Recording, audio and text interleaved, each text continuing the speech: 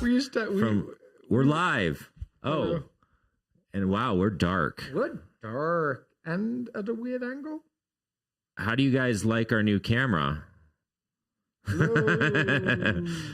It's horrible. Ooh. Let's see.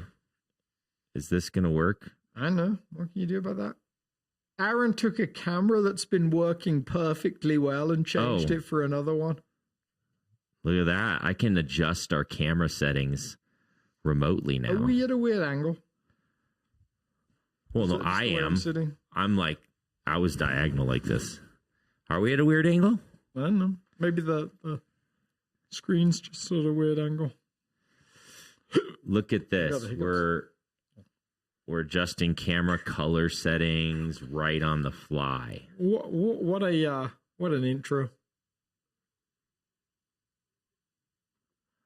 That's passable. I'll make it better in the future. Sure. Welcome to the Red Couch. It's not about camera dynamics. It isn't? No.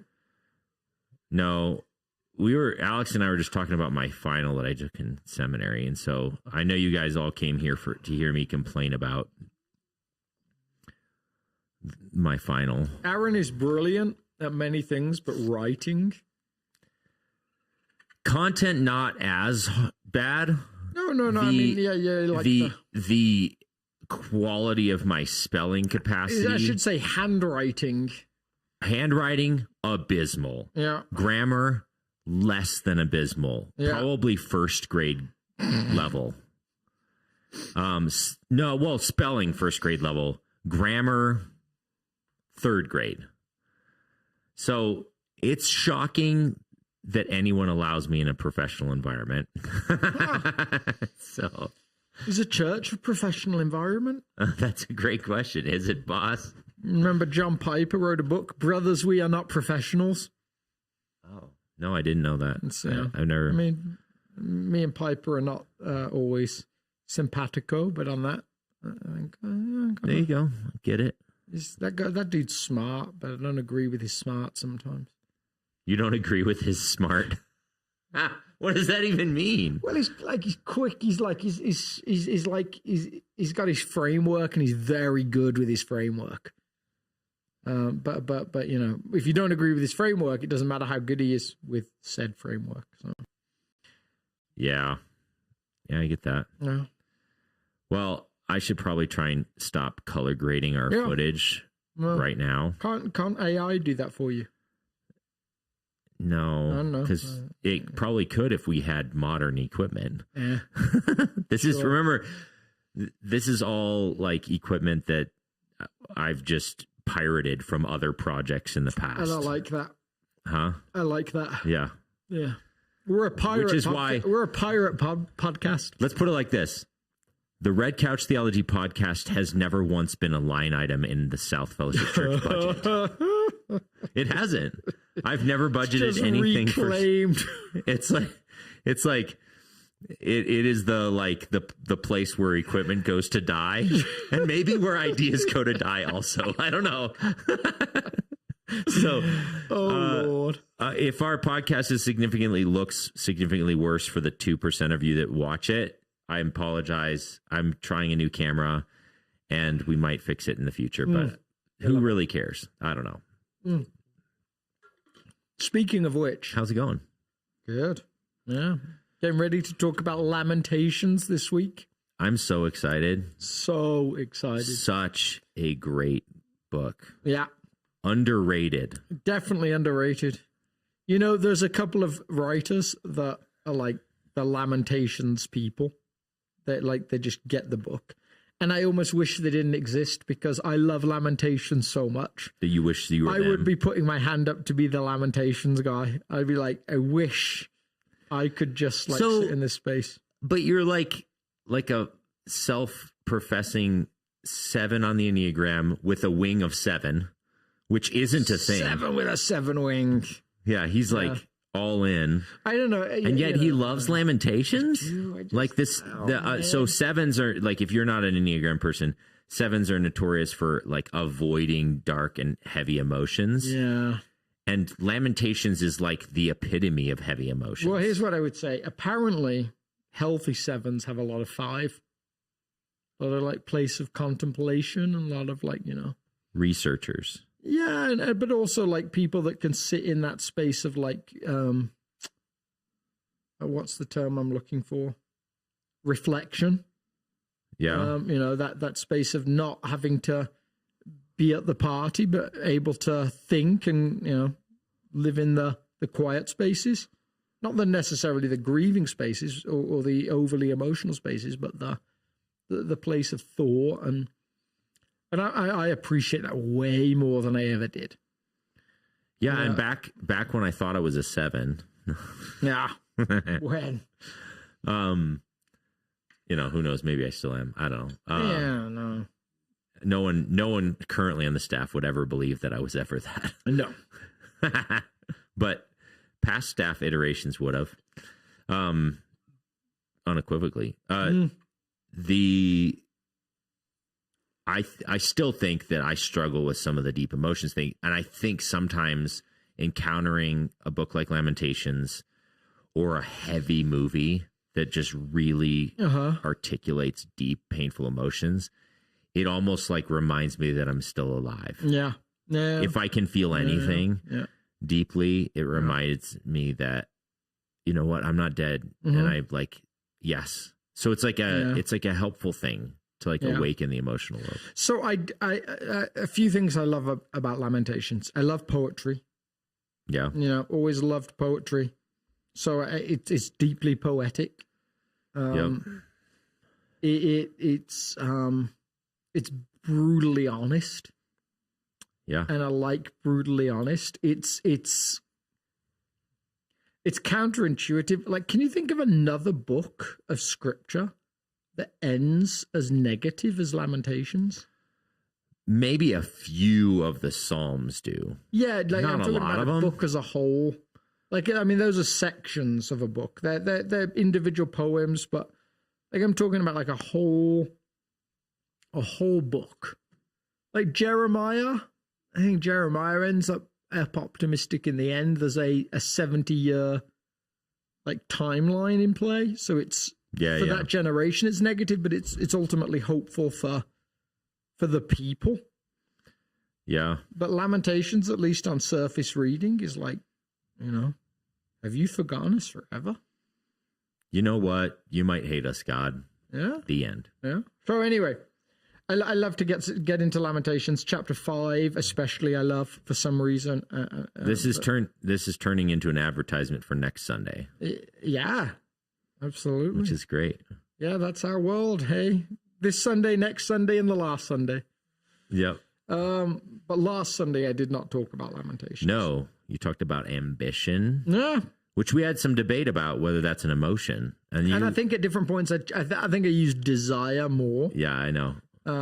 Leading up to in our planning, the language was ambition, and then we talked about it a little bit. And yeah, there's an emotion behind ambition. Yes, which is, I actually had a list of emotions like envy, desire, ambition, if that is one, vanity, all different, at least temptations, and I almost feel like used like interchangeably at times.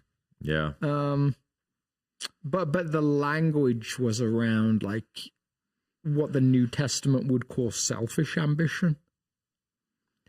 Yeah. I think like I'm gonna build something for me, and it's gonna give me everything I ever wanted. Which is actually like the American dream, right? Yeah. So is the American dream bad? Maybe. What do you know about American dream, British person? Asks the African. Maybe it's the American. I love how I can be like, I can get on my like American high horse, and meanwhile, I'm actually spent my formative years in Africa. So yeah, maybe it's the American nightmare. Interesting. As the band is named. Here's what I think. I think it's not that the American dream is bad. I think we've probably like shifted what the American dream means because of the examples were maybe set. So I think when you think like back to the first half of the 20th century, the American dream actually had a lot to do with duty. Like it was like, John F. Kennedy, like, ask not what your country can do for you, but ask what you can do for your country. Yeah. Like there was maybe wealth as a side pocket, but it was really like earn money, buy American stuff, get married, have kids, have a house, like all those different things, like, and live out your days peacefully around that family. And actually see that in like an older generation. Like I think like the example I usually go to is Laura's grandfather who passed away. Yeah. But he'd served his country in the military. He'd worked for Indiana Electric. He was a fairly high-level engineer for them. I think he managed a team. Lived in an age where it came with a final salary pension. Had built stock like options throughout like his management. Owned a house in Indiana that he lived in during the winter. Owned a house up in Minnesota that he lived in during the summer. Retired with enough to not worry about money again. Had boats and was able to fix them when they broke. Yeah. Had cars and was able to, or a car and was able to replace it every year. Or every 3 years. Gave a chunk of money to his church every year. Gave money to his grandkids, his kids, like was able to like be that patriarch in the middle of a family. Yeah. But was not driven by any huge ambition. I mean, he lived in a 1,500 square foot house in Indiana. The house I think he built that house himself or half of it. Same in Minnesota. He built half of it himself. Like it was fundamentally like a good dream centered around faith and family. Yeah. Whereas now I think a little bit, our dreams like expanded a little bit, and often like when you see it includes things like, maybe like look at some of the wealthier people, like marriages that end after 30 years because the American dream has actually pulled you away from family. Yeah. Yeah, well, has some elements that maybe are not what they once were. I don't know. I'm not American, as you say. Well, yeah, and I think so perhaps maybe the way to phrase it would be that the American dream is fine as long as it's actually not the dream. Yeah. Because when you say it's the American dream, then it's like it becomes central to your primary pursuits. Mm-hmm. And that's just idolatry. Yeah. As good as all of the actual things, individual things may be as a subset of some other pursuit, like a healthy family that goes to church and, tries to care for their kids well and all those sorts of things. None of those things are bad. Mm-hmm. It's actually when they become ultimate that they actually become empty. Yeah. And you use this illustration where you almost died. Alex really lives on the edge in his preaching ministry where he's climbing the ladder or the steps of like Babylon, as it were. Mm-hmm. And you're opening these boxes and they're all empty. Yeah. You like strive for that first step and the second step yeah. and the third step. And each one along the way is empty. Which is not it's not even just the guys in the spiritual like church world that are starting to ask those questions. Yeah. Like actually some of the language I used, I took from Alan Watts. And Alan Watts years ago did this. He's a philosopher from England in the 20th century. He's quite long dead now comparatively. And he compared to what? Huh? He's dead compared to what? Like in terms of like someone who's alive. It's been quite a while. Is what I mean. Oh, okay. Like quite long dead. Yeah. Is the comparison, and he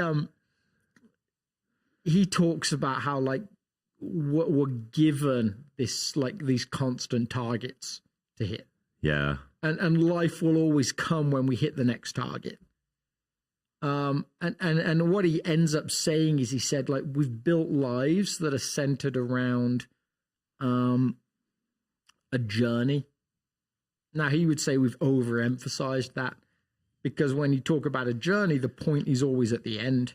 Yeah. So the purpose of life becomes to get to the end.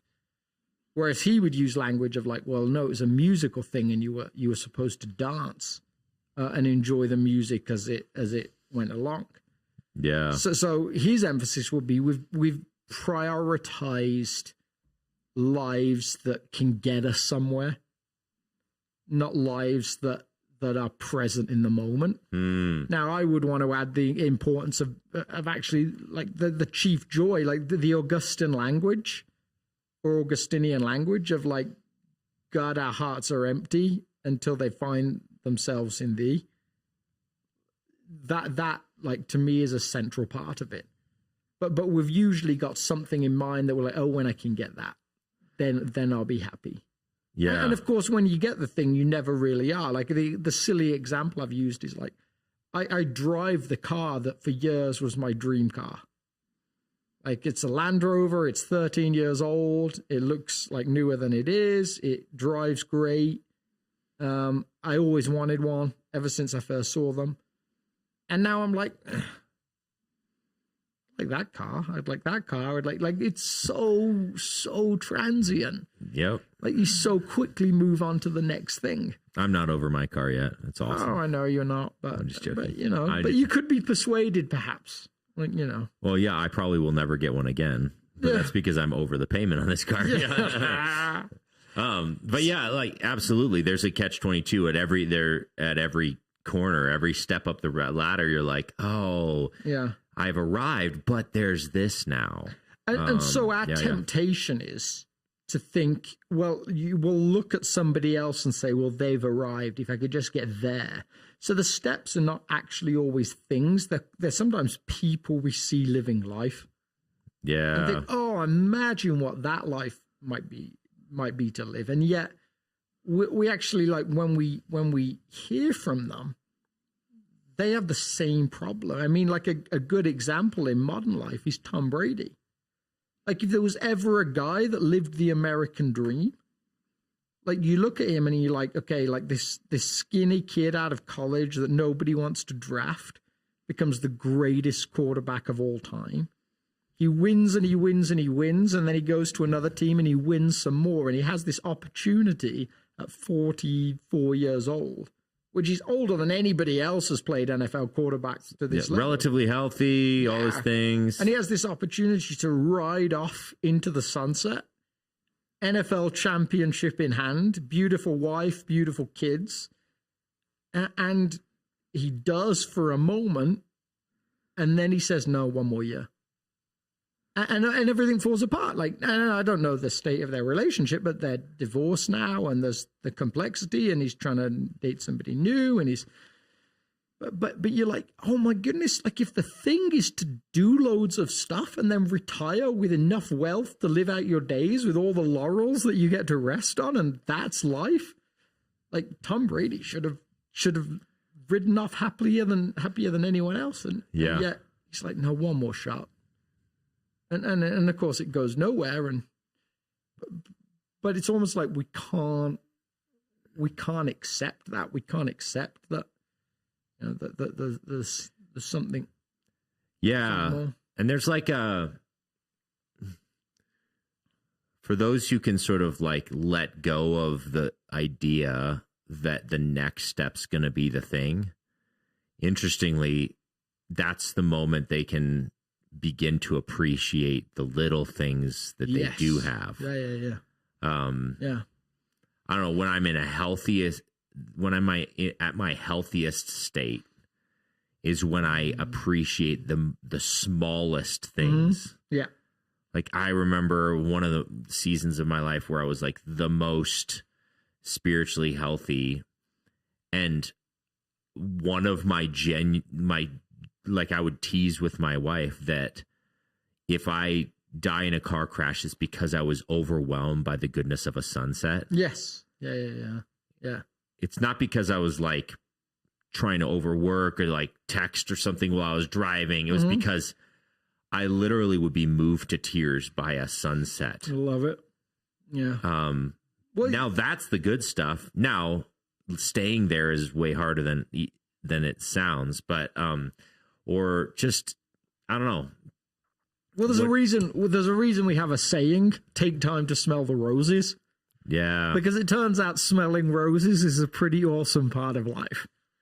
Like actually, like I'm just gonna stop, and I'm not going to worry about the next big thing. This is a moment that's it's frequent, but it's transient. You lose it really quick. Those like we have irises in our front yard, and irises let off this beautiful scent. So in spring, before they bloom, if you've got lots of them, you'll go outside early in the morning or late at night, and you're just sitting and be like, "Oh my goodness, this is wonderful." Yeah, like all of your synapses are just firing because it's just fabulous. And so you actually have to practice what it is to say, "No, I'm not rushing to anything."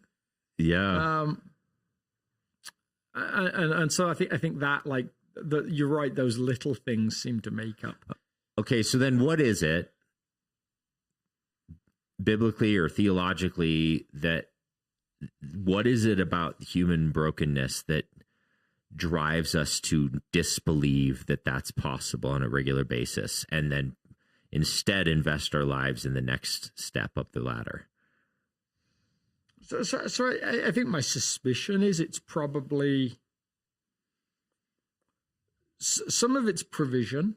It's like, I'm going to take care of me. I don't want God to have to do it. I don't want to have to trust that God will do it. So I'm going to make sure I'm okay. I'm going to make sure I got plenty saved up. It's like in Jesus' stories, it's the guy that's got to build barns and bigger barns, so he'll always have enough. Yeah.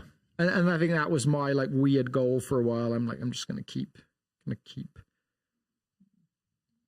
trying to save so I can, never be touched. I kind of talked about that a little bit more the week before. Like, I think there's some maybe latent desire that we would be remembered, that we would mean something. Yeah. And I don't think there's anything bad with those desires to achieve something, but quite often we want to hold on to those moments. And so once you've had it, it's an addictive nature. It's like, I've got to keep coming back to more of it. Yeah. So I think there's a lot in play there. I'm also curious as to what Jesus' parable about the sower and the seed tells us. So like when Jesus says, there's a farmer who goes out to throw seed and some of it falls on the rocks. And the birds come and eat it. Some of it falls in the stony ground and it springs up. He's talking about like the good news at work in our lives. And it springs up quickly and then dies quickly with the heat of the sun. And then some of it gets entangled in the weeds of this world, and the weeds and the thorns and the thistles that grow up around it choke it. So somewhere the suggestion is there's a way of this world, there's a way that it operates that has a way of choking life with God. So there's almost like this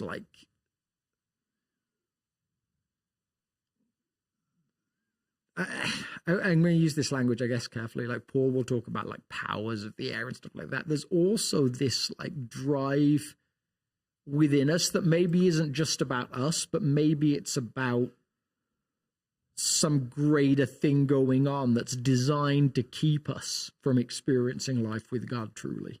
Yeah. Like it's not just about an internal process. There's a whole bunch of external factors going on as well. C.S. Lewis uses this language about like the danger of your 30s and 40s. And I think he uses it especially around guys tend to get more of their success and sense of purpose in what they do. Actually, there was a theory that I kind of developed through a bunch of reading a few years ago, and it was that when you read the garden story, man is made from the dirt, and he often gets his value from the work that he does, and woman is made from man, and women quite often get their value from the relationships they're in. And I was like, okay, that's just quite interesting when you see that symmetry in play. Interesting, yeah. And so C.S. Lewis said, like, the danger of your 30s and 40s is you start to feel like you're finding your place in the world. And he says, but actually the world is finding its place in you. Yeah. So I think some of it's like, it's actually not just our processes that are affecting our decisions. There's some other pull. So I feel like out of all the days or all of the subjects we've dealt with in the series so far, shame, you just give a few examples and suddenly people can feel it and acknowledge it. Yeah. Fear, everyone can kind of feel it and acknowledge it. And ambition, it's so positively looked at by our culture, and it's driven by such subtle, nuanced emotions. It's almost way harder to talk about and put your finger on, like, why are we doing this thing? Like, if you were to ask someone along the street, this would be a fun experiment. Ask someone along the street, like, what's the good life? And they might give you the American dream as their first answer, and then you grill them a little bit, like, so you believe, like, that really money can actually make you happy. I suspect even a person who doesn't follow Jesus, they might actually be like, well, no, like, it's also relationships. Like, they probably know with their brain consciously that it's gotta be more than just money or more than just a raise. They know that it has to be a diverse set of value things in place that makes a holistic, happy life. But then if you look at the way they're living, they may function as if this is the only thing that's going to ever make me happy. And then if you ask them what they would give for 15 minutes of fame, it's probably most of the stuff that they have that they value. Like I think it's surprising what people will give to stand in the spotlight. I think the maybe the way I would say we understand it is through things like movies. Have you seen the new Bob Dylan movie? A Complete Unknown. It's Timothy Chalamet plays Bob Dylan, and it starts off from like he's just this kid hitching a ride in a truck, and he wants to go meet his hero, who's Guthrie. What's his first name? Can't remember. But he makes his way all the way to New York and ends up like in his hotel in his hospital room playing a song because Guthrie's dying, and the two guys that are visiting that happen to hear it are like, oh, it's brilliant. And so they start introducing him around, and you watch as like success just finds him, hunts him down. And as he starts like being this like ethereal figure, like the nuclear missile crisis is happening, and like people are just desperately trying to get out of New York. It's full panic, and Dylan's in this like club playing like his song.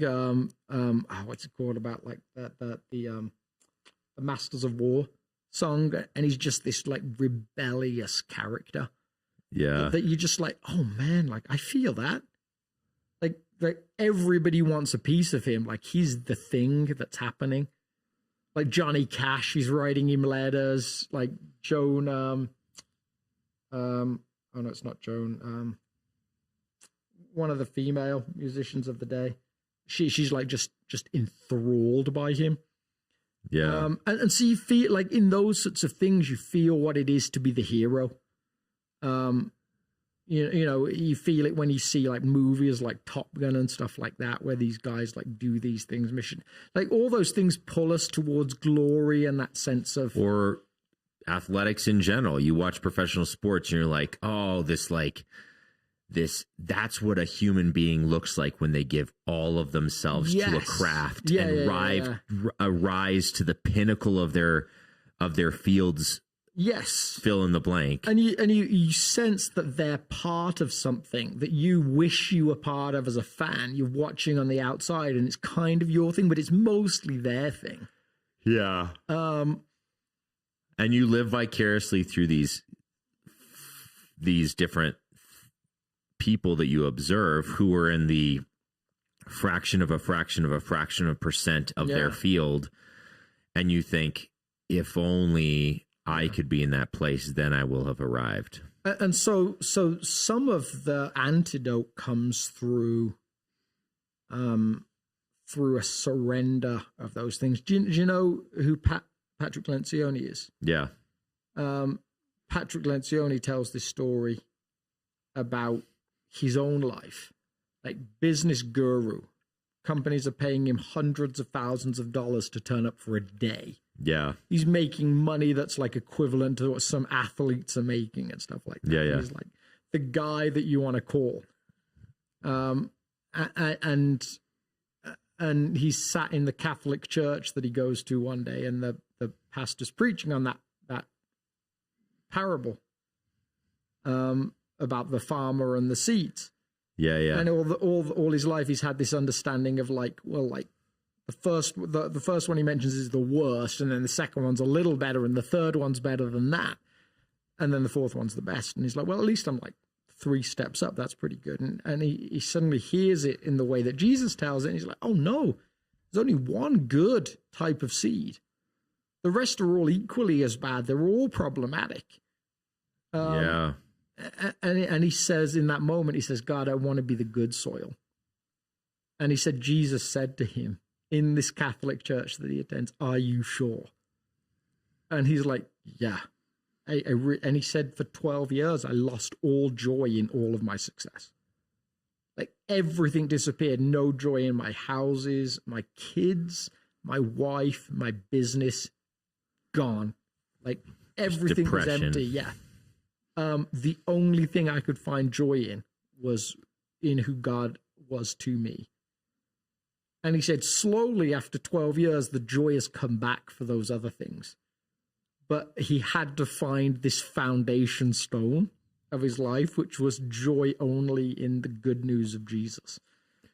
And life in God. So you kind of like, this is a guy who like most of us are now like, in terms of people listening, people like even that come to South, we're beyond the days of professional athlete. Those ships sailed. Those ships sailed long ago. No. Like occasionally, may it never be. Occasionally, I'll go play golf and I'll hit a shot and I'll be like, "Oh man, I could do this!" Like, and then the next 10 shots are awful. Like that one lucky shot wasn't cutting it. And then you play with guys that are better than you, and they're able to move the ball like 5 feet in the air in a particular direction, and you're like, "Wait, you did that on purpose?" Yeah. And you realize just how far you are from. So the ship has sailed on those things. Yeah. But we've still got that sense of like, oh, I could build the business till it mattered. I could achieve in some particular way. I could write the book. I could, Yeah, and by the way, it's no different for anyone who's in ministry. No. Like, just for you out there, if you're not a staff person at a church, like, this is one of the reasons why church is no different, like, in the sense that in an unhealthy place, a pastor or a staff can still pursue the next thing. Are we the coolest church in town? Are we the fastest growing church in town? Do we have the deepest souls of people out of the churches? I mean, it can be a toxic thing that even weasels its way into the local church. And so it's an inherently difficult thing to battle against as human beings. Yeah. Oh, are we even to the point of like, as a minor note example of that? Like, I can sit there with like a sermon and I can be faced with a couple of choices. Like, do I want to like just start writing so I can have something that's like I think I've talked to you before about the idea that my temptation is to fall in love with the idea. Like I want an idea that's like either a different novel. Take or feels novel, and I can fall in love with the idea pretty quick. Yeah. So like my temptation will be, we'll just get to work, like just start writing, or I can spend time lifting it before God, saying like, what do you have for people here? What's the heartbeat behind it? And it's a lot easier to do the first one, to start to write, because that's in my mind what people will hear. Yeah. But if I want it to be transformative in the lives of people in the community, then the second one is far more valuable. Yeah. So I think there's this like weird little ways where a sense of like wanting to be seen, to have all the answers, wanting to be seen, to have it all together, also speaks to that sense of ambition. Like, we don't like vulnerability. Yeah. I want people to think I'm like well prayed, well read, well thought through. Like I want all of those things, because to me, that's what I saw in the people I admired. Yeah. And so I'm like, I want people to see the same in me. Yeah. So, all right. I should probably double check that we don't have any questions, because I don't think we do. But before my battery dies on my laptop, I'll just double check. Don't we need your laptop? Questions. There we go. No, we don't. Believe it or not. So here's a challenge that I have with this whole framework of everything we've been talking about. And it's that, okay, so God made us into creatures that just, the only place we can truly find happiness is in him. Mm-hmm.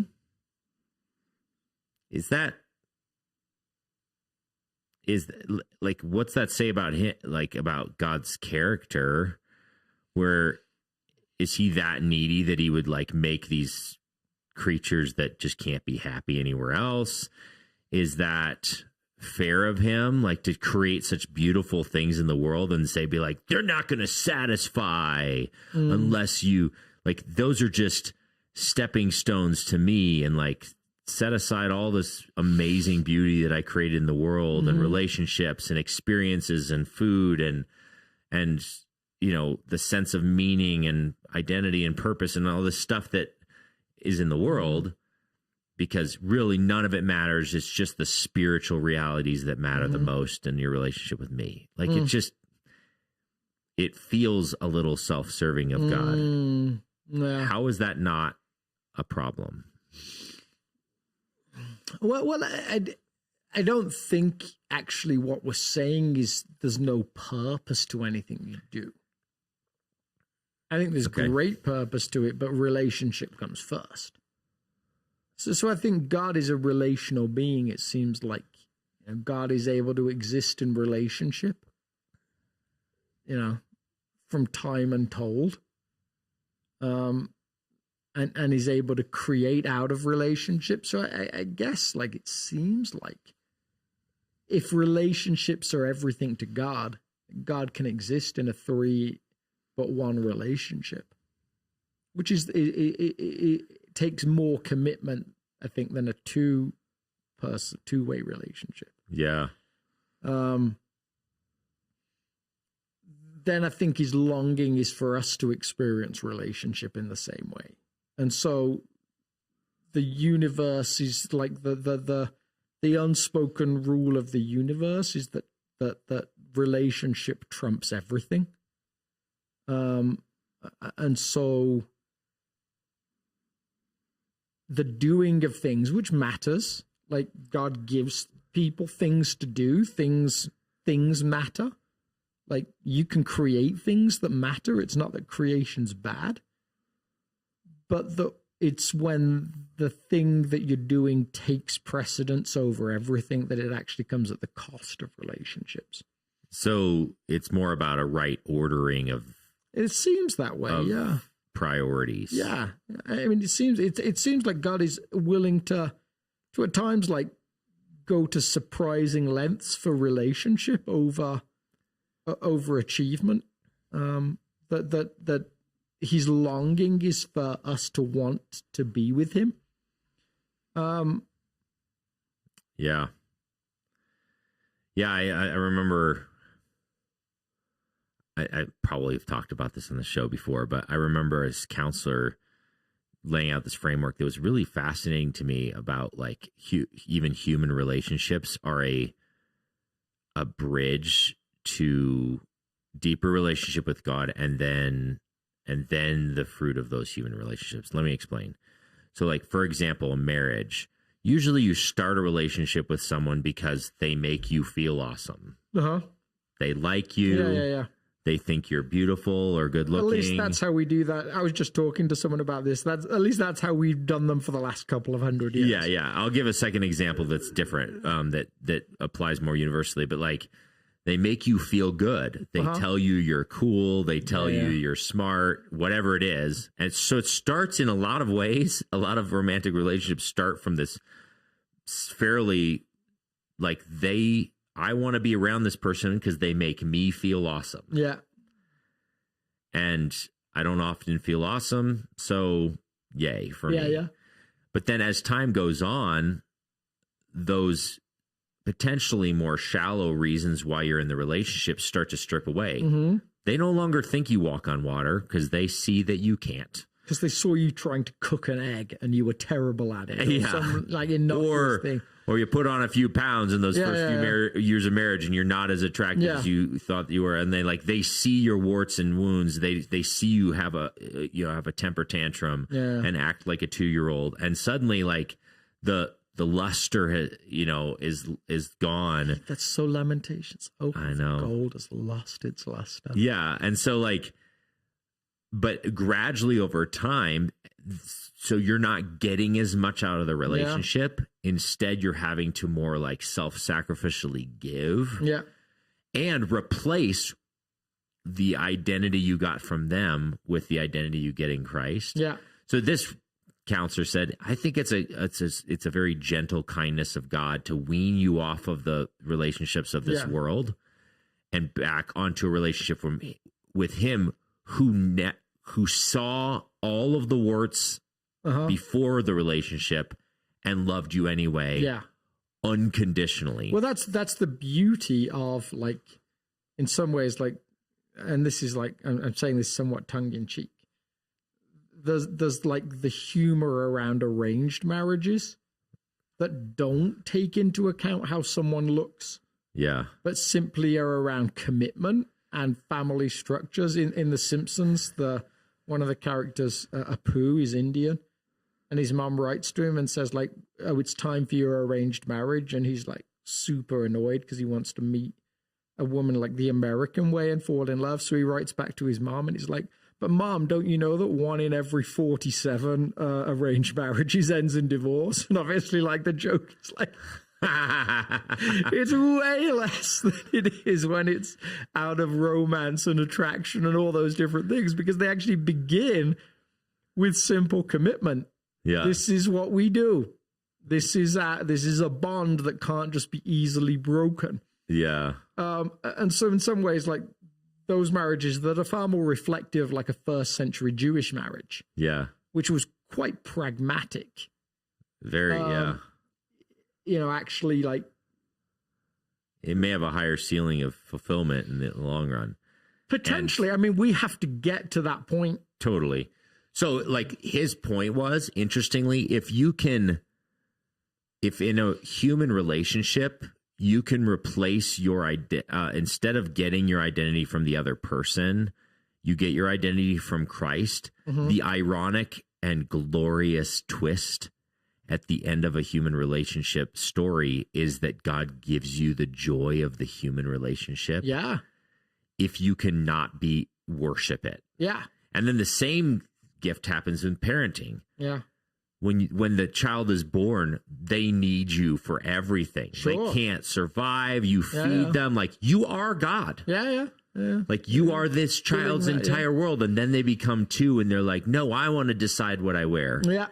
And then they get older and older and older and older. And eventually they like don't need you anymore. Yeah. And so like you're no longer God to them. And there's such a huge loss of identity in like who you are.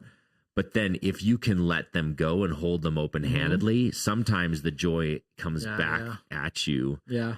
And maybe that's an illustration of how a lot of these desires can be properly ordered. It's not wrong to be wealthy. It's not wrong to have some athletic success or whatever. But if it becomes an ultimate thing, it actually somehow becomes emptied. Yes. Of its satisfaction. I do think you're right. That like sense of giving away the relationship and allowing it to come back as a shift from parenting to parenting peers. Like in some ways, like the relationship becomes an equality relationship that's shaped differently.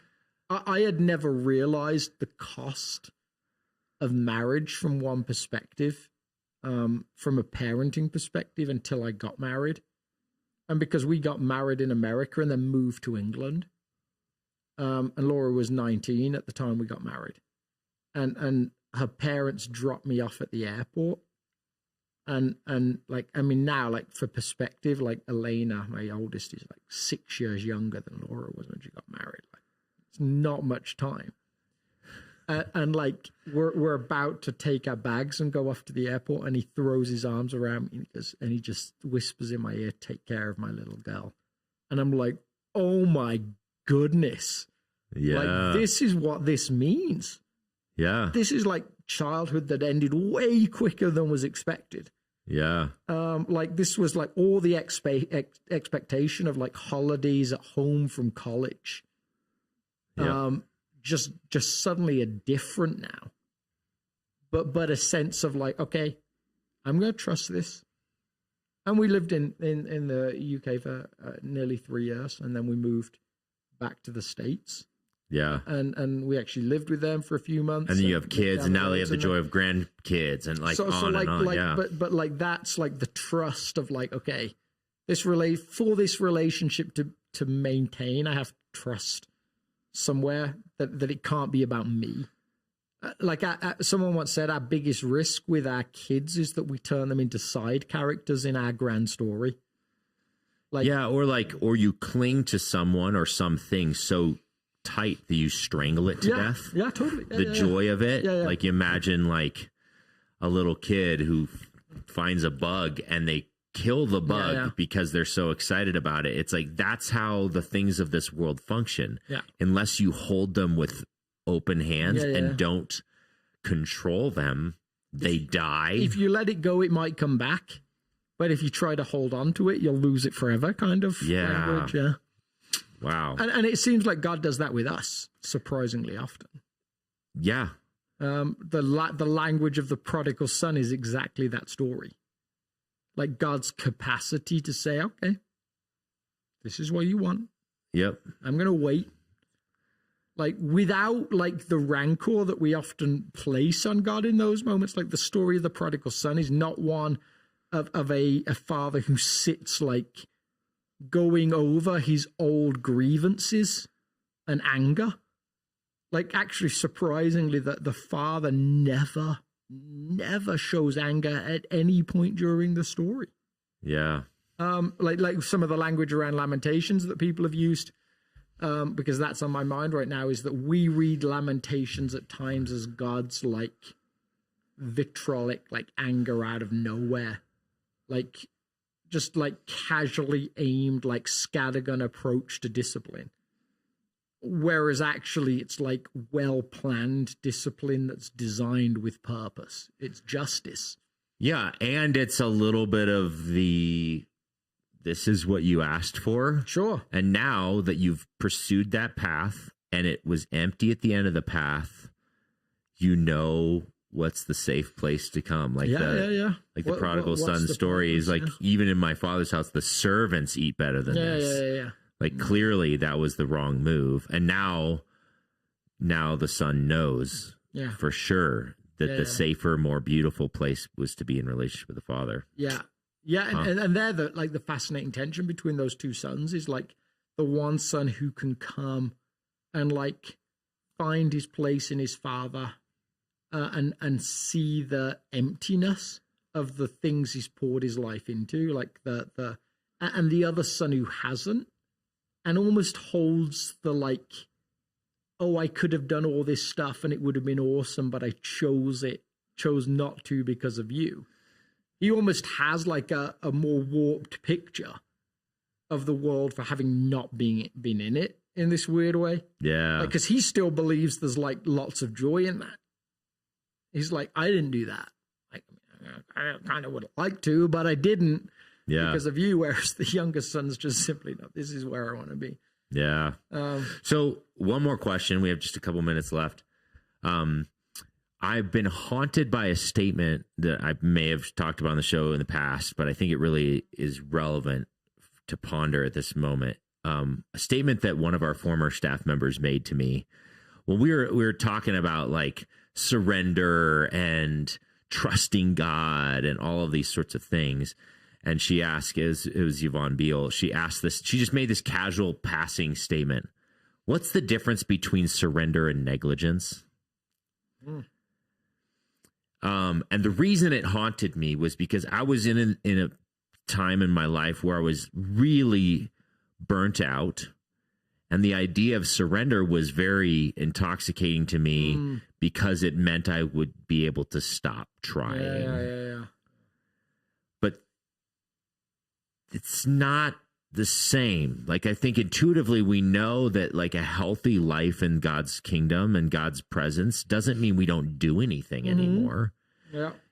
It doesn't mean you like Alex's message on Sunday doesn't mean you sell your business because ultimate like business success is empty. It doesn't mean you get rid of all of your relationships because ultimately they could be empty. It doesn't mean you like don't become a professional athlete because it's not going to be fulfilling ultimately.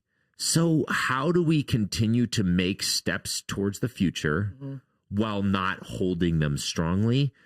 In other words, how do we not be negligent, but also stay surrendered? It seems like an oxymoron. Yeah, I like that. I like that question.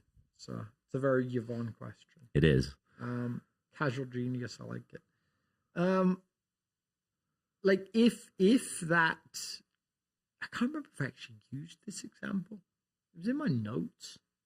I'm not sure I actually used it. Like the another casual genius, Frederick Buechner, talked about finding your calling in like your great longings or I think you used it, and the world's great needs. Yeah. So you kind of like, because that like to get that, or maybe that's in this coming week that you mentioned it. I feel like we definitely talked about it in the daily devotion. Anyway, sorry, carry on. Yeah, I think it was the week before. I don't want to derail your answer. So like it seems like that to do that requires both knowing yourself, but also knowing like from God's perspective where the brokenness of the world is. So it almost like pulls you back to relationship first. So it's a doing, and you're right, or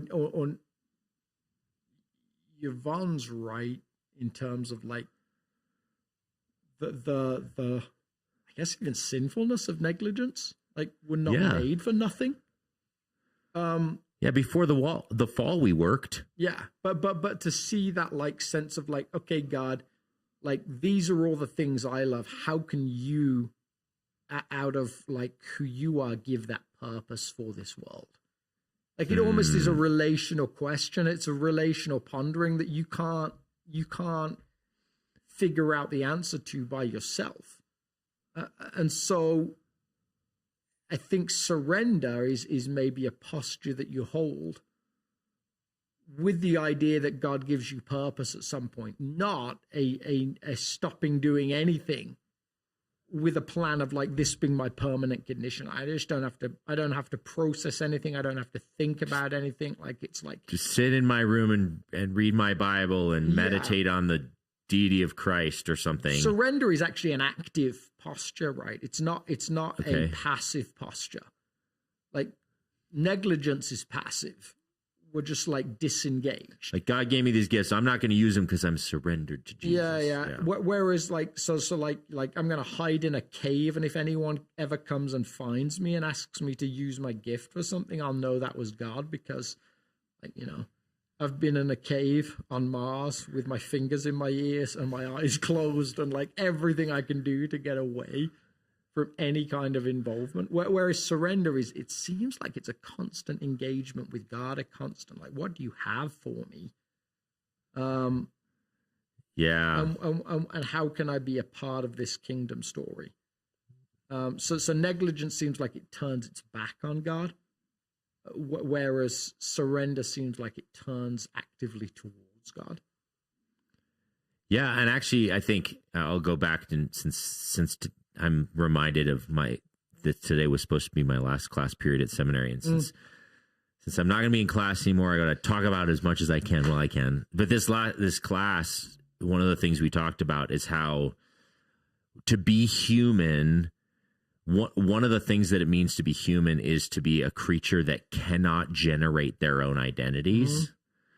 And a lot of what we're talking about when it comes to climbing the ladder or whatever, it's about finding purpose and meaning in life. Like, find yourself, follow your dream. We're creatures not made to do that.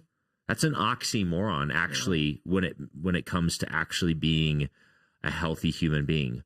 Instead, we're creatures designed to receive identity, to be told who we are. And one of the illustrations we used in class was this idea that, like, if you're the physician or you're doing an autopsy and trying to figure out, like, what is this human creature, you can't be the physician and the cadaver on the table at the same time. In order to put a diagnostic on what is this thing, you can't be the observer and the observed. And so the only way you can know what does it mean to be human is if for God from outside the system to tell you what it means. And so that's to get back to what you were just saying. It's exactly what you're saying. It's saying, God, who am I? And what am I supposed to do today? And you tell me, and then suddenly it's infused with like power on high that gives it satisfaction and purpose and joy and hope and life again. Whereas if I get to decide, it's empty and dissatisfying and whatever. It reminds when we did the Sermon on the Mount series, we talked about the Dallas Willard idea that following Jesus is to trust that Jesus is wiser than I am. So like often when we come and critique Jesus, we actually suspect that we're wiser than he is. So we're like actually choosing a rabbi to follow in the ancient world is to say, I'm going to listen to this person as my source of wisdom. Whereas we're like, well, Jesus can't be right about that, can he? Because I disagree, and so like it's the same principle. Like when we think we can make observations as to who we are that are greater than the observation God can make.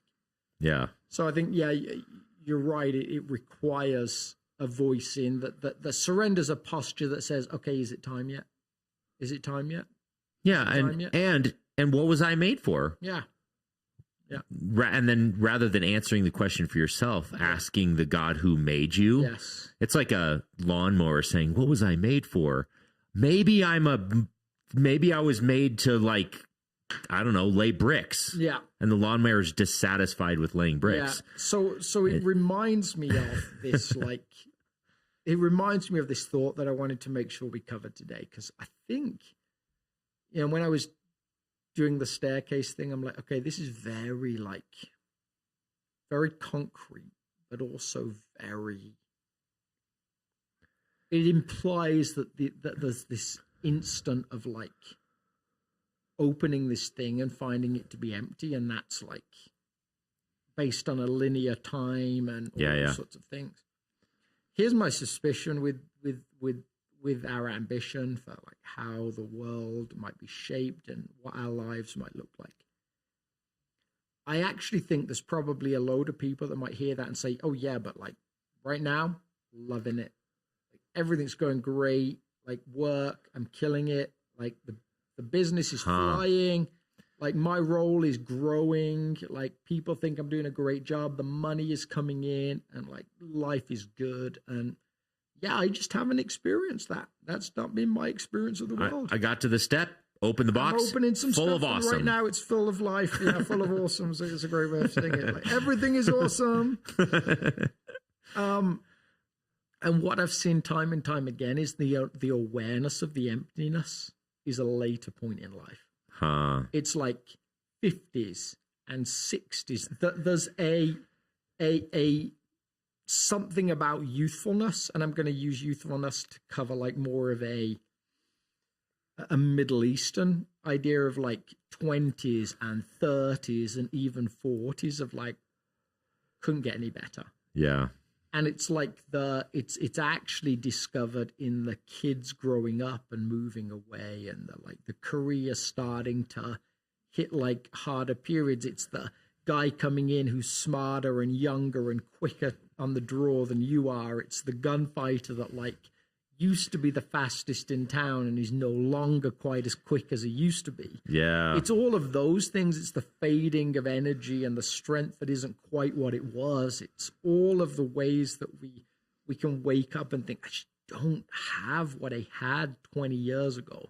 Yeah. So I think it goes back to what we were just talking about. Like, you either get to trust your current experience of the world, or you get to trust like tons of wisdom from scriptures and all sorts of other environments that suggest, no, you hit this place at some point where if all you've got is like what you've done and are doing, it's not going to give you what you hope. Yeah. And it will come for you at some point. It may not be today, but at some point you're going to realize actually the things that you thought were so awesome are actually kind of empty. Yeah, so like you've referenced this book multiple times, but From Strength to Strength, if you want to demystify the idea that it's going to last forever, then just read chapter 1. Yeah. It will very much depress you. Yeah. Or just like read some Wendell Berry. Yeah. Sure. Like Hannah Coulter is this book. If you've ever read Wendell Berry, like they're like slow moving novels, but like Hannah Coulter's this beautiful story, but it's just an average, everyday kind of a person in this small town and her story. And like the end of the story, a little bit of a spoiler alert, the end of the story is so mundane. Yeah. And there's sorrow because half of her kids don't visit her anymore. And there's like, but then she has like this deep, beautiful soul at the same time where it's mixed with sadness and like it's beautifully underwhelming. Yeah, yeah. And something in your soul says that's devastating, and something else in your soul says, yep, that's how it is. Another one would be Kazuo Ishiguro, the end of the remains of the day. It's like this slow-paced thing of this guy that has this life that he feels is important. He's a butler in this old house in the midst of World War II. And the preceding years and even the aftermath, and he feels like he's like at the pinnacle of like he even makes reference like, I haven't seen the world because the whole world regularly came to this house. Yeah. And then you see him in the years as the house diminishes, as the stories emerge of like who the owner was and how he was like complicit in Hitler's rise, and like the staff, they reduce down, and he reaches out to a past staff member where he thinks there might be like potential for love, and it's actually a no, and it's almost this like and in the movie version you catch glimpses of him at the end just kind of staring blankly out of windows and like read East of Eden or The Grapes of Wrath, or like life is a complicated mess, and unless you can find meaning in something bigger and more beautiful than some of the realities that are just smashed upon us as creatures, good luck. Because it eventually comes for everyone. Indeed. Wow. On a lighter note, having said all that, one of the questions I got from people afterwards around the Arthur Brooks story, From Strength to Strength, is who is the guy on the plane? We don't know. We don't know, but there's whole like internet Reddit chats based on like guesses as to who it might be. Yeah. Now he didn't tell you for a reason. Yeah. Like one of the favorite guesses is Buzz Aldrin. But like, yeah, the mystery is like, just like, oh, I wonder. Is it a president? Is it like an astronaut? Is it like yeah. But yeah, just fascinating how frustrating an unfinished story can be. Absolutely. And this time it's not your fault. Yeah. All right. Thanks for tuning in, everyone. Bye-bye. I'm going to stop the show before I run out of battery. Goodbye.